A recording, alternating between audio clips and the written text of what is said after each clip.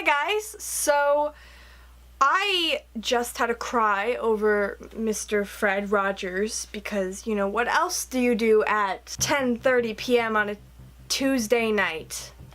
I know the date. So I decided, let's talk about kids shows because I watched quite a lot as a kid, and I don't know what this says about my family or me. My sister is 2 years old, and do you know what I hear every day in the background? Kids shows. As a matter of fact, my daily schedule is marked on what is playing in the background during the day. I once had a heart attack waking up because I heard the theme song to Nature Cat, which is a PBS Kids show. I heard the theme song to Nature Cat playing earlier in the day than it should have. Nature Cat comes on later in the afternoon for us, so when I heard it playing at whatever time I rolled out of bed that morning, I kind of freaked out because I thought I had slept so much later than I wanted. But yeah, let's talk about current kid shows and give some reviews of PBS Kids. Let's kick this off with actually a classic, Sesame Street. The new Sesame Street is actually really good, and it's not like the old one was bad, but I as a kid did not have the attention span for a full hour-long episode of Sesame Street, and they've made them 30 minutes now and more interesting. You see more of the characters in the actual world than just in their little worlds. Like, Count Von Count is no longer just at his organ counting. Elmo is not just doing Elmo's world. So you get to see more of what they do. And the Cookie Monster does not just eat cookies. He, apparently, according to my mother, one time was teaching the kids about dinosaurs. Still loving the Sesame Street theme song. Hold on, let's play like a tiny clip of it without getting copyrighted. Also linked to the Sesame Street YouTube. The Sesame Street YouTube channel, which I just found, has almost 2.8 million subscribers. So, shout out to the Sesame Street YouTube channel. Subscribe. Hit subscribe. There we go. Can you tell me how we get to Sesame Street? How we get to Sesame Street? But on top of, the great new style of filming and how pretty it looks and the great theme song, there's also now some very interesting songs that you get to hear every time you watch the show, and those two songs are the Letter of the Day song and the Number of the Day song. What's the letter? What's the letter? What's the letter? What's the letter? What's the letter? A letter. They're quite catchy songs. I find myself singing these from these shows literally more often than I would like. And by that I mean earlier, before I filmed this video, I was singing the ending song to Daniel Tiger's Neighborhood. Before we move along, I need a rating system though, so let's rate all the shows 1 to 10. So I'm thinking Sesame Street gets a strong 8.7. The next one I want to talk about is Daniel Tiger's Neighborhood, which is adorably sweet. After Fred Rogers died, later on they went back and they were like, let's make this continue. So they took, in the original Mr. Rogers' Neighborhood, there was a character who was a puppet called Daniel Stripes Tiger. I think that's what it was. And so they made a little show called Daniel Tiger's Neighborhood, and it's a animated kids show, as you would expect it to be. But it is cute, and Daniel Tiger starts out the show putting on his shoes and red sweater.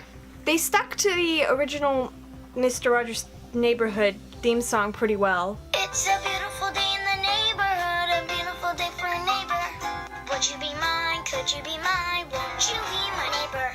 But I just want to talk about Mr. Rogers' Neighborhood because it was so good and pure, and he made so many good episodes, and I had to look this up, but Mr. Rogers was just such a good man, and he did most of the work for his shows himself, and he made such good, Sesame Street and other shows like that. They're educational, but on actual school topics.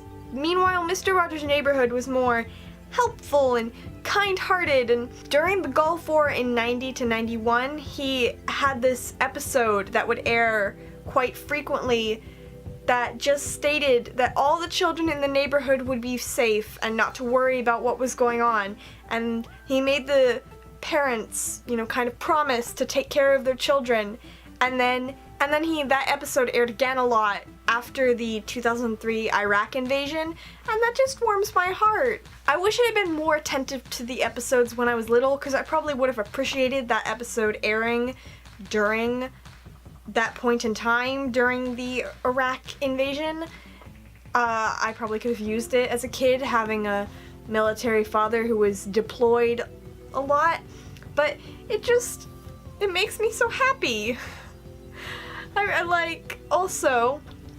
Also, I would like to inform you, I will get off the Mr. Rogers kick in a second, but March 20th is Won't You Wear a Sweater Day in honor of Mr. Rogers, where you just wear your favorite sweater. And honestly, I am living for that holiday. It is actually, I think this his birthday is March 20th. So, on March 20th, won't you wear a sweater? Oh, and I give Daniel Tiger's Neighborhood a strong 8 for being kinda okay, but just for carrying on the true kindness of Mr. Rogers' Neighborhood and Mr. Rogers himself. And obviously Mr. Rogers' Neighborhood will and would receive a 10 out of 10. Next, I must discuss my favorite and most beloved children's show that I have to hear every day. Splash and Bubbles.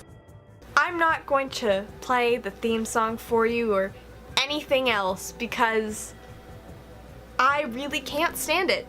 I get that children's entertainment doesn't have to be perfect, and if it's just educational and entertaining enough, it doesn't have to be great. But I just can't stand hearing that show. I honestly wonder how the writers of that show don't, have this internal hatred for themselves and what they're creating.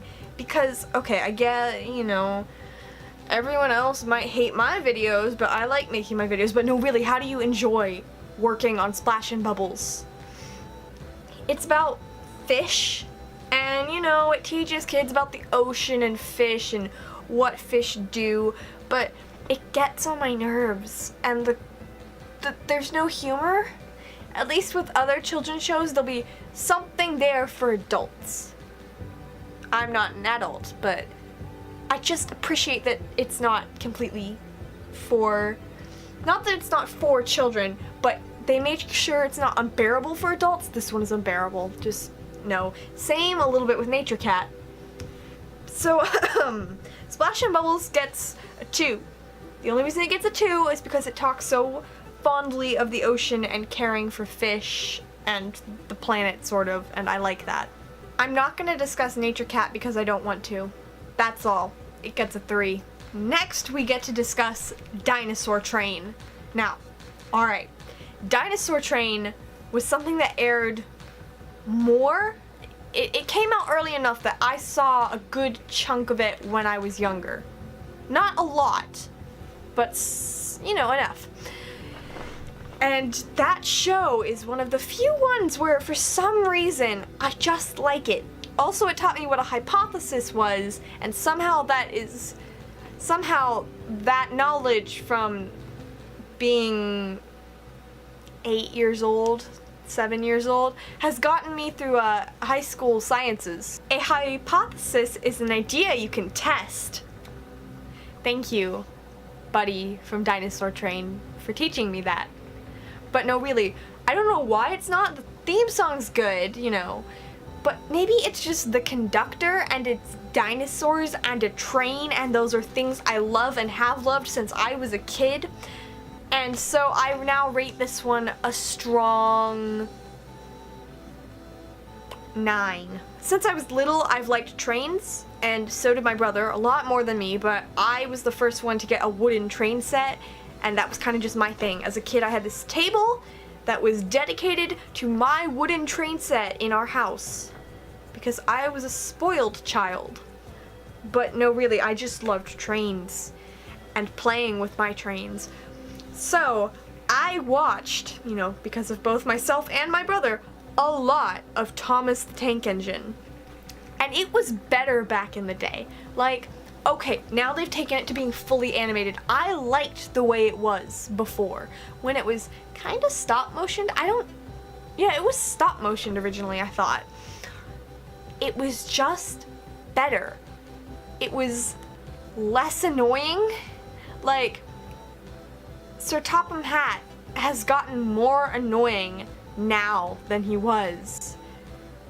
I still love it, but I can't stand hearing the words, "Thomas has caused confusion and delay," anymore.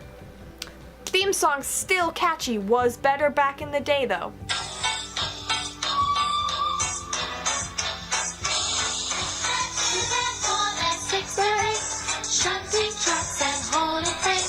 Red and green and brown and blue, they're the really useful crew. All with different roles to play, out in the sheds so far away, down the hills and round the bay, Thomas and his friends. For Thomas the Tank Engine, current one, like a 6. 2 of my favorite shows. First of all, Martha Speaks. Very brief, but love Martha Speaks. Has been on for a while. Still a great show. Was better. I think they've replaced some of the voice actors. Still gonna give it a strong 7. Love Martha. She reminds me way too much of my own dog because both of them are fat. I'm also going to briefly mention Arthur. Briefly. I love Arthur. Have loved Arthur. The show is still going on. The new episodes actually have stayed very, very close to the originals. The animation has improved, but they haven't gotten unbearable. I guess if you watched from season 1 to season whatever we're on now, I don't know.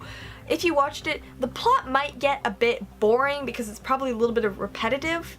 But when you're watching it over a series of decades, kind of loosely with no following of what's actually going on, you're just kind of there for both of the 12-minute episode pieces that play in one episode back to back, and you just don't care. It's a really good show. Fight me if you don't like it. But to conclude, something that I didn't think I would think so highly of now that I'm doing this, but Wild Kratts. Now, I love animals. Always have, always will. I've always been into animal things. As a child, when I was bored, I would watch animal documentaries no matter how dark they got. So I kind of was exposed to the truth about nature and life and death and the circle of life. But I just have always loved animals and learning about them. So even now, I will sit down and watch like a few shows. Basically my daily schedule, I do watch most of these, basically all of them. I don't know why I haven't watched Curious George recently, but maybe it's a scheduling thing. I just know that Wild Kratts is a big part of my life. I've loved Martin and Chris Kratt for a very, very long time. I remember watching Zoboomafoo when I was very, very little. I think I was 2 or 3 when I started watching. Still a great show. Very sad that Zoboomafoo died a couple years back. But the fact that they carried on with an animated series is amazing. The Kratt brothers in the animated series are voiced by the actual Kratt brothers, so you still get that close to home feeling, but they're also kind of like superheroes, and they go around and they have this flying Tortuga thing, and it's amazing, and I just love the theme song too. On adventure with the coolest creatures, from the oceans to the trees, the brothers Kratt are going places you never get to see. Hanging with their creature friends, get ready, it's the hour. We're gonna save some animals today with Creature Power. Gonna go wild, wild Kratts, gonna go wild, wild, wild Kratts. Gonna go wild, wild Kratts, gonna go wild, wild, wild. I very truly believe that Wild Kratts deserves a 9.3. They're not quite the 10 of Mr. Rogers' Neighborhood, but I'm trying to stay with newer shows. So Mr. Rogers' Neighborhood will not be included in our final tally of who won. And if you wonder why I didn't include shows like Curious George or talk more on Arthur or give it an actual score in my scoring or anything like that, it's because I'm trying to focus on shows that are more current and came out more recently. So let me look at our tally from least to greatest score on our 1 to 10 scoring, with 1 being the worst and 10 being the best. Coming in last place is Splash and Bubbles at 2, Nature Cat at 3, Thomas the Tank Engine New Edition at 6, Martha Speaks at 7, Daniel Tiger at 8, Sesame Street at 8.7, Dinosaur Train at 9, and Wild Kratts at 9.3. So Wild Kratts, which I concluded on, obviously, is our winner. Also, oh yeah, I was gonna rate really quickly who gets the best theme song, because these are actually very good. While I like the Wild Kratts one and the Martha Speaks one is good, and I know the Dinosaur Train one, and I know them all by heart, and the Thomas the Tank Engine one hasn't changed that much, and Daniel Tiger's is good. Sesame Street, because you just can't take away from the Sesame Street theme song. Alright guys, I get to edit this and, you know, whatever. Maybe eventually I'll make a part 2 talking about older shows, or review some newer kid shows I've never seen before, so I can decide if my little sister gets to ever watch them ever in her life. But I'll see you in my next video. Give this video a like, leave a comment, hit subscribe, ding the notification bell, and yeah, that's all. Bye guys.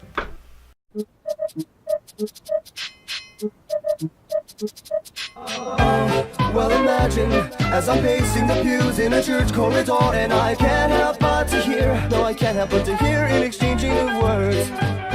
What a beautiful wedding, says a bridesmaid.